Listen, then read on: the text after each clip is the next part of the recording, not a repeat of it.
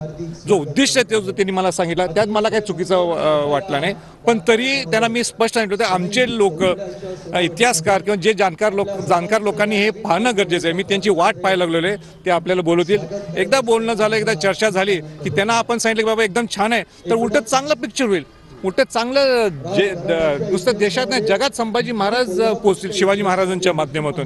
छत्रपती शिवाजी महाराज हिंदवी स्वराज्य स्थापन केलं आणि त्याच्यानंतर जर कोणी सांभाळलं असेल हिंदवी स्वराज्य ते छत्रपती संभाजी महाराज आहे, छत्रपती राजाराम महाराज, छत्रपती ताराबाई राणी साहेब.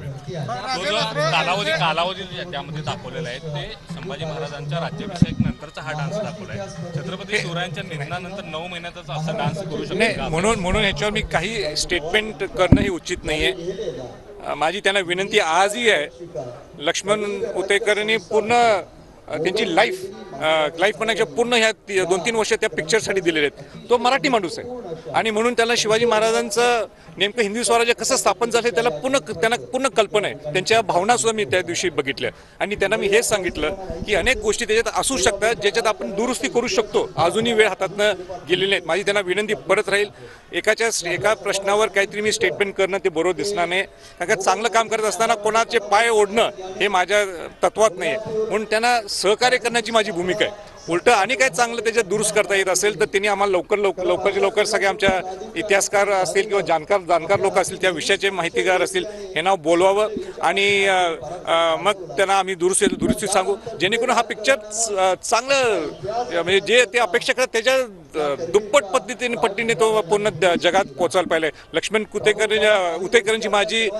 पहिल्या दिवशी जेव्हा मला एक आठवड्याच्या अगोदर त्यांनी मला स्क्रिप्ट दाखवली होती किंवा त्यांनी मला थोडं सांगितलं होतं, त्यांना मी तेच सांगितलं होतं की तुम्ही हे सगळं करताय, हे चांगली बाब आहे, तुमचं कौतुक आहे, तुम्ही धाडस करायला लागले, संभाजी महाराजांच्यावर पिक्चर काढायला लागले. पण हे करत असताना सुद्धा तुम्ही जाणकार लोक, इतिहासकार लोकांना हे दाखवावं अशी मी त्यांना विनंती केली. मी त्यांची वाट पाहत आहे. अजून त्यांच्याकडे काय रिपोर्ट, माझ्याकडनं काय रिस्पॉन्स त्यांच्याकडे आलेला नाही आहे. त्यांना वाद निर्माण होताना पाहिलं, पुण्यामध्ये सुद्धा आंदोलन आहे ते केलं जाते. या सगळ्यावरती आता कशा पद्धतीने माझी विनंती राहणार आहे डिरेक्टरना आणि त्यांच्या पूर्ण सगळ्या सिस्टमला की इतिहासकार आणि जाणकार लोकांना एकत्र आणावं. एक तर संभाजी महाराजांच्यावर तुम्ही पिक्चर काढताय हे धाडस आहे आणि ते धाडस कुठं उलटं सुलटं जाऊ नये म्हणून त्यांना सहकार्य करण्याची आमची सर्वांची भूमिका आहे.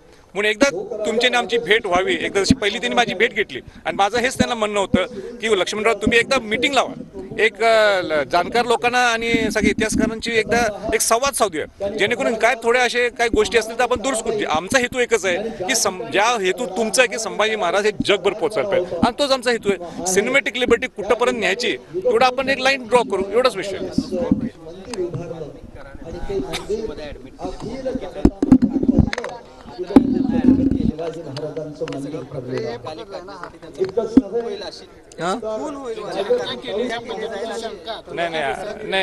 नाही असं कोणी करू नये. म्हणजे शेवटी ही लोकशाही आहे आणि लोकशाहीत सगळ्यांना आपला अधिकार असतो की न्यायालयात जाणं. आणि म्हणून जे तृप्ती देसाईंनी काहीतरी स्टेटमेंट केलं आणि वातावरण परत गढूळ करणं हे काय बरोबर नाही. मला वाटतं पोलीस त्याची खबरदारी घ्यायला लागले आहेत. पोलिसांची जबाबदारी आहे आणि अशी काहीतरी स्टेटमेंट्स करणं आणि वातावरण परत सगळं गढूळ करणं हे तृप्ती देसाईंनी करू नये असं माझं त्यांना स्पष्ट मत आहे. आपण सुद्धा कोणी सरकारमध्ये असून दे आपल्या सरकारवर थोडा विश्वास ठेवायला पाहिजे, पोलीस डिपार्टमेंटवर आपण विश्वास ठेवायला पाहिजे. एक असे वादग्रस्त स्टेटमेंट्स करून वातावरण गढूळ करणं हे काय बरोबर नाही. आणि मला वाटतं आपल्याबरोबर पोलीस डिपार्टमेंट सुद्धा त्यांची जबाबदारी माहिती आहे, त्यांना त्यांचं कर्तव्य माहिती आहे आणि ते पार पाडतील असा आम्हाला विश्वास आहे. चित्रपटासाठी आमची सहकार्याची भूमिका आहे असं छत्रपती संभाजीराजे यांनी म्हटलेलं आहे.